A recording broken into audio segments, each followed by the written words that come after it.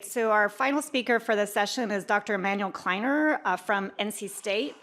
So we've kind of gone the full arc from talking about the food systems, then we've talked about plants, now we've talked about microalgae, and Dr. Kleiner's research is in metaproteomics, and so he's going to talk about how metaproteomics and their role in microbiota host interactions. Thanks so much for inviting me to speak here today. So my talk is going to be a little more technology focused, and I'll bring up some examples that actually don't necessarily directly relate to food systems, but bear with me. In the end, I'm going to go into how we're actually now applying these tools also in food systems relevant research. So I'm not sure if John mentioned in the very beginning, he actually sent us these questions and said, please answer them somewhere in your talk. That's why Omri had them up earlier. So yeah, one of the questions was, where do we see the biggest potential in this research and in the interconnection of microbiomes, environmental health, human health? And so I just, yesterday was thinking about this particular topic where I think where there's a lot of potential, So one thing where I see a lot of potential is, of course, in the realm of plant-microbe interactions, where actually exploiting and applying these plant-microbe interactions, developing products can ultimately lead to much improved environmental health, for example, by reducing pesticide and fertilizer inputs in fields. And then, of course, in the realm of human health, we're learning more and more about how humans are actually holobionts.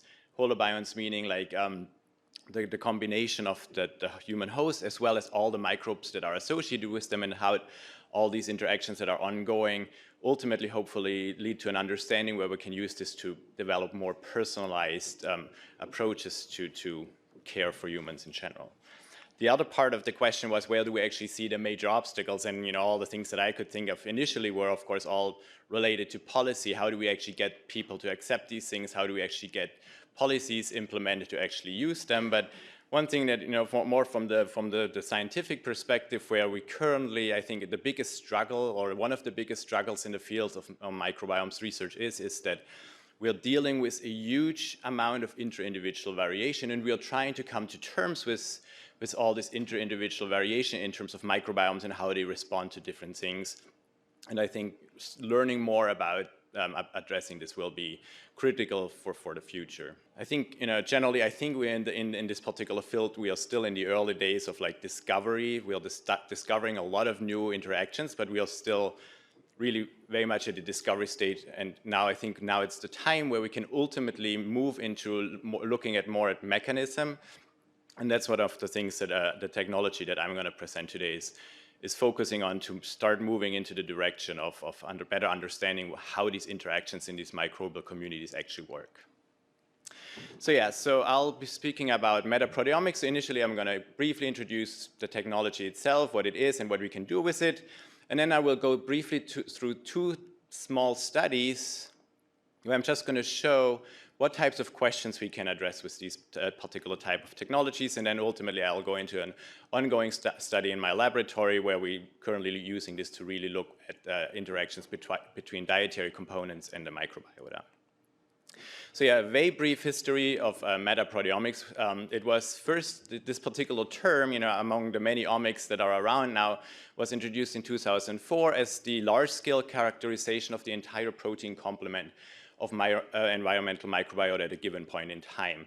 And I think that particular definition still holds. So really, we are looking at all the proteins that are being used by members of the microbiota. And as you can see in this publication graph that I put up there, it's really it took a while for this particular technology or this approach to really start taking off. But in recent years, now that people are moving more and more into better understanding the functional interactions in communities, we see an exponential increase in studies that are actually using this. And I personally feel that more and more people are asking me about it and really want to use this particular technology. So yes, so when we study these microbial communities, right, one of the biggest impediments that we might encounter is that a lot of the members are not culturable, or that we actually want to study the microbes, even if we could culture them, we want to study them in the context of all the other members of the microbiota. And so that's why people have come up with all these different methods to actually study these complex communities.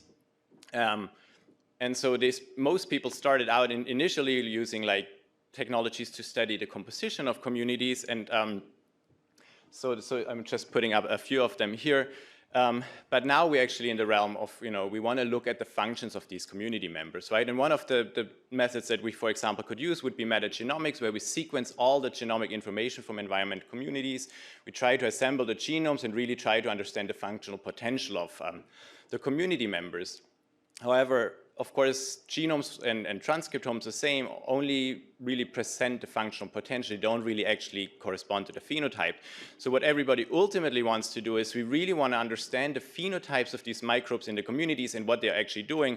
And for that, we do have different approaches that look at phenotypes on the molecular level, which is, on the one hand, we can look at the proteins using proteomics, or in this case, metaproteomics, or we could use metabolomics to look at the metabolic end products and inputs.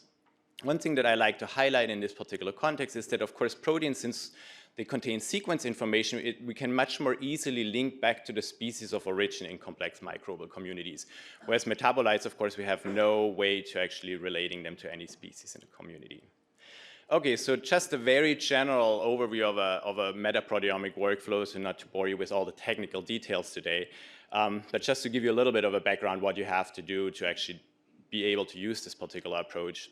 Of course, you would be going out to your environment, or humans, sample your favorite types of samples. We would have some kind of sample preparation method where we have to lyse the cells, we create a protein mixture, we digest this protein mixture, we clean it up. Ultimately, we end up with a very clean solution of peptides, which are then the input for the next particular step.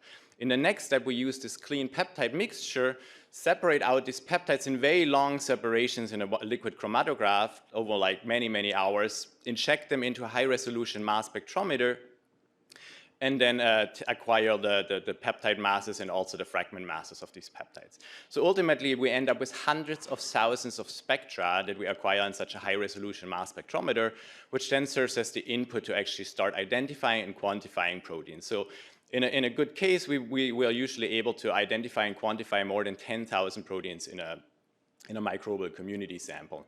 But now, so we get an endlessly long list of proteins and the quantity of of each of these proteins in communities. But what can we actually do with this, right? So, and there's a great diversity of questions that we can now address once we actually know what are the microbes expressing in terms of proteins to learn about what they're actually doing, right? And so I'm going to now briefly go over two of these studies. I'm just, brought up some of the different types of questions we can address with metaproteomics, and I'm going to go into two of these questions a little more in detail now by showing two studies. Okay, so yeah, the first one, and I think that's more the most classical example of how metaproteomics is often used, is to really try to understand the actual metabolism and physiology of microbes in communities to then better understand how they're interacting with the environment, how they interact with the host potentially, how they interact with other microbes, right? And so here's an example where I'm actually going to talk about the gutless marine worm, which actually doesn't have a digestive system, so food is pretty much irrelevant for this particular system, but it's just to highlight what we can actually learn using these particular approaches. So this gutless marine worm, Olavius algavensis, lives in these sandy sediments of the island of Elba in Italy, in these nice, beautiful, clear Mediterranean waters. The problem that the worm has in these environments, the sediments in which they live are pretty nutrient and energy depleted sediments. Nevertheless, this particular worm occurs in very high abundances. It can make up to 20,000 individuals per square meter. So they're really, really abundant. So the big question is of what's going on there. So as I said, the worm does not have a mouth, it doesn't have a digestive system, and instead, if you look under its outer skin, you can see there's a very thick layer of bacterial symbionts, and they're labeled here in red and green. And these bacterial symbionts are responsible for producing all the nutrition for this particular worm. So there were already a lot of different studies on that worm before I started to work on it to try to understand what's going on.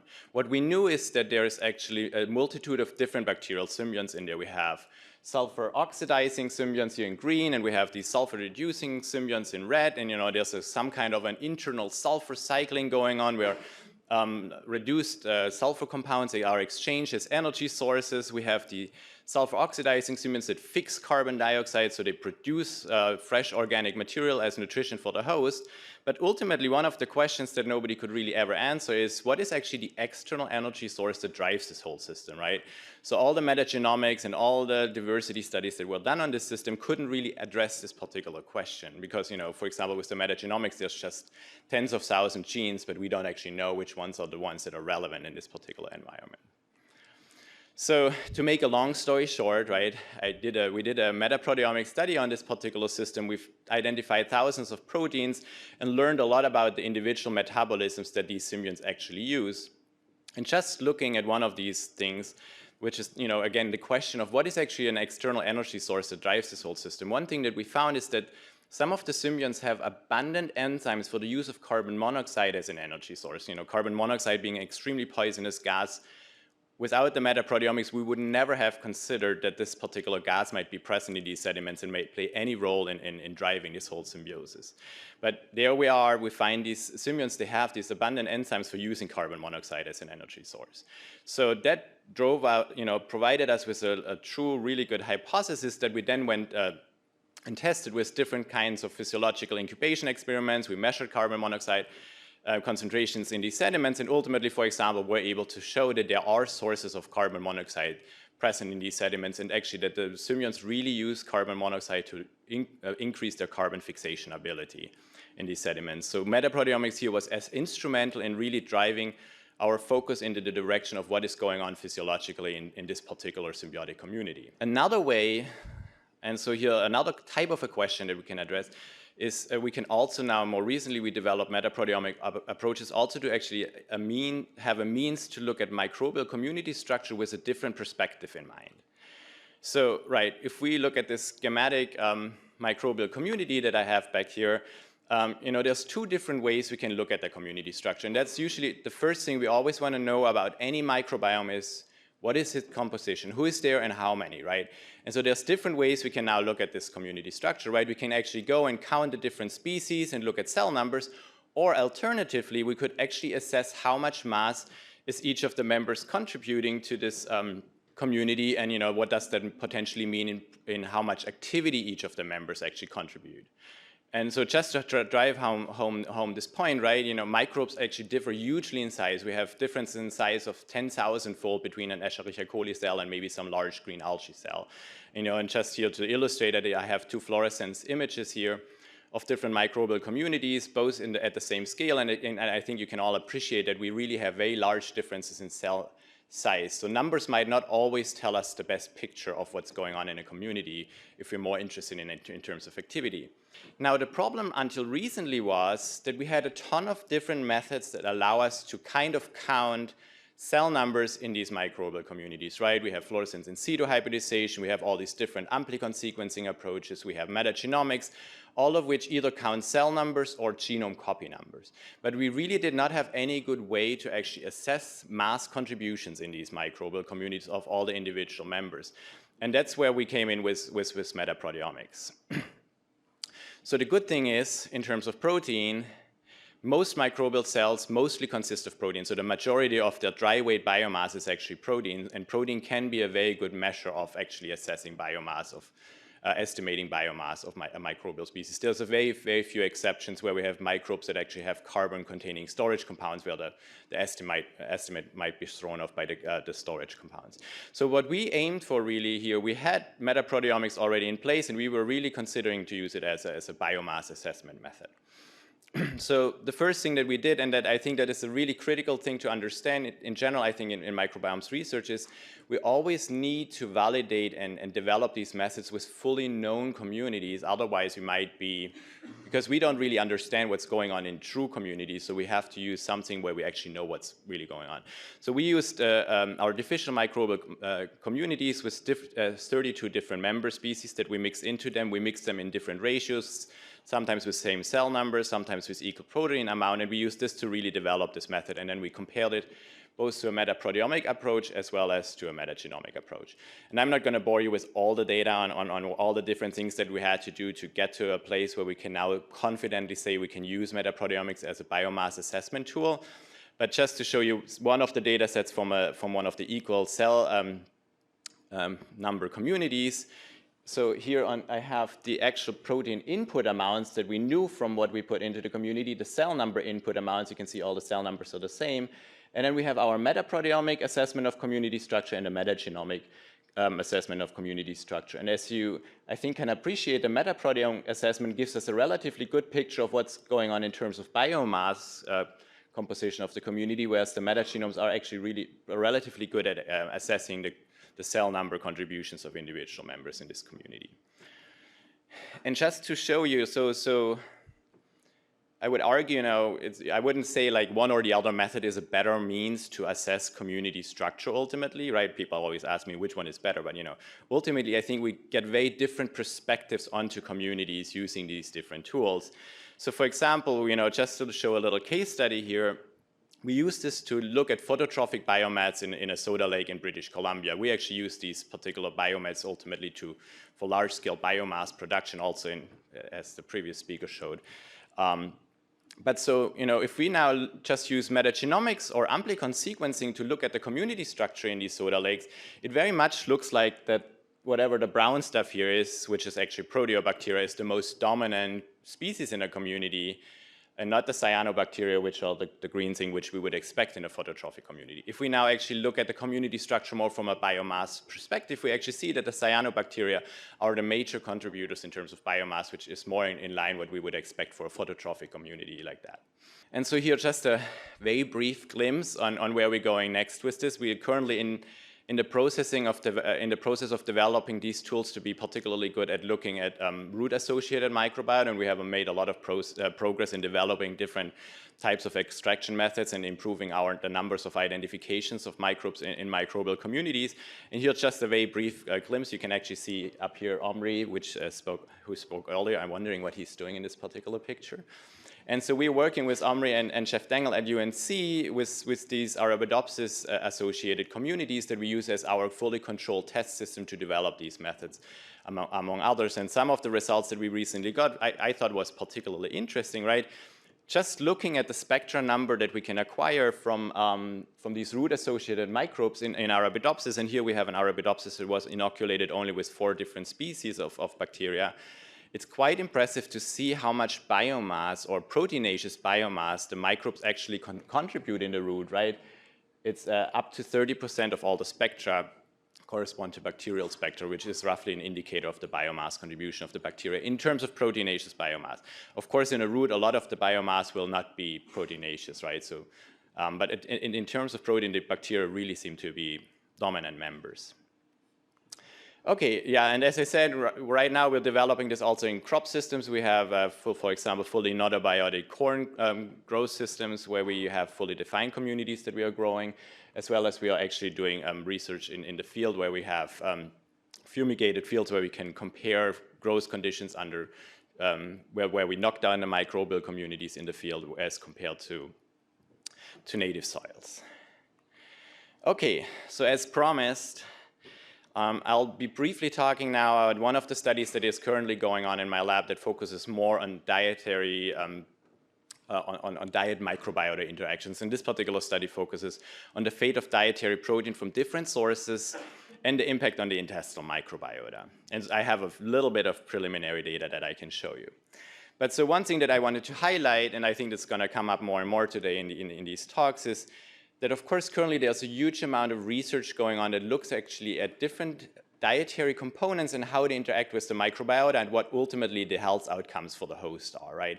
And so for example, in this particular study that I have up there from the Eric Martin's lab, they fed mice diets either with fiber or without fiber, and if they found that if the diet was fiber depleted, the microbiota actually started to attack the mucus layer and ultimately degraded the mucus layer, which led to invasion by a pathogen, which ultimately killed the mice. So really, there seems to be very strong effects potentially of different dietary components on these microbial communities with ultimate health outcomes.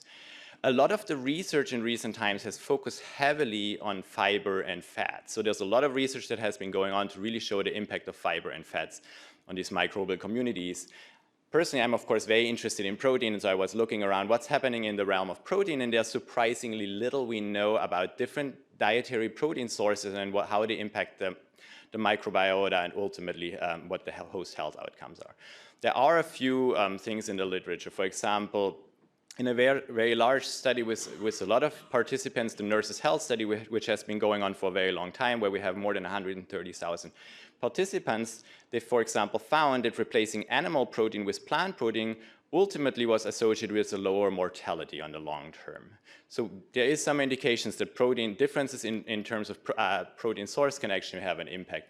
There's also other studies that have started to look at the impact of different protein sources on the microbiota. They're very, very limited right now, but it seems that there are actually differences in abundance of specific microbial toxicities associated with different dietary protein sources. And there's some ideas about actually potential mechanisms of how protein ultimately can impact host health, which is that if protein reaches the distal colon, it leads to protein fermentation, which ultimately can produce a lot of potentially toxic metabolic end products, which may cause ulcerative colitis or colorectal cancer. So clearly protein could be really critical, and our understanding of protein in health and in interactions with microbiota could be very critical, but very, very little has been done in that realm. So we now want to use our metaproteomic pipeline, which allows us to really not only study the microbial proteins, but also the dietary proteins and the host proteins all in one go in the intestinal tract system. I think one thing that is sometimes underappreciated is we talk about like one protein source versus another protein source, but every single protein source that we're looking at actually consists of thousands of different proteins, right? And so different parts of each protein source might actually have different impacts on the microbiota. And so we designed one of our first studies that we now designed is where we're going to look at actually the impact of different protein sources in conventional versus germ-free mice, where we can really disentangle the microbiota effect from the effect of the host. So we'll be feeding these cohorts of mice, and we actually have done already part of this work. We'll be feeding them different fully defined diets where we exchange individual protein sources, and we only have one single protein source every time, and we have different plant and animal-derived protein sources, and we'll also be using different amounts of protein. And so ultimately, we not only want to look at the impacts on the microbiota, but we also actually wanted to look at what happens to the dietary protein sources along the intestinal tract, because we know very, very little about this at the moment. Basically, all we know right now is we're looking at nitrogen in feces or in urine, and that's the only indications of what we have of what's really going on with protein in the intestinal tract.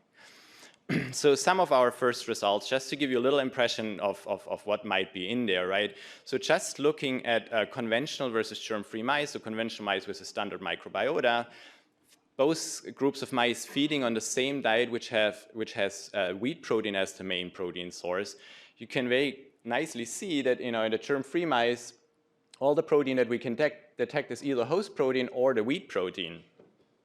If you actually look at fecal pellets of the conventional mice with a microbiota, almost all the protein in the fecal pellets is actually derived from the microbiota, the bacterial protein, really, which I thought was quite stunning. Another thing that we have started to look at is now to see how are the protein sources actually after passage through the intestinal tract different between mice with a microbiota versus mice without a microbiota, and what can we learn from that, right? And so here is just a few of these wheat proteins with the strongest differences between the conventional and the germ-free mice. And what I thought was very, very interesting is that the proteins that have the largest differences, that are the most strongly different between the two, is all these proteins that are potential inhibitors of digestive enzymes. So they're much more abundant in germ-free mice, whereas we see that when we have a microbiota present, these particular inhibitory proteins then get digested ultimately by the microbiota. But clearly, protein has had huge impacts on digestion, and it must be very specific types of proteins. So that's what we're planning to do. So ultimately, we want to disentangle these effects of dietary protein sources on the microbiota and on host health. So yeah, just to sum up my talk, I hope I was able to convince you that metaproteomics can be a really good tool to address a huge diversity of questions in microbiota research, and we're getting now to this threshold where more and more people are moving from understanding composition of microbiota to actually starting to understand the functions and the interactions going on in these microbiota. Just a very Quick advertisement, I recently wrote a very short perspective article. If you want to learn more about metaproteomics, it's just 1,000 words in one overview figure. So I would point you to that article if you want to find out a little more of what you can do with metaproteomics. And with that, I would like to thank my fantastic team at NC State and my many collaborators that are involved in this work. Thank you.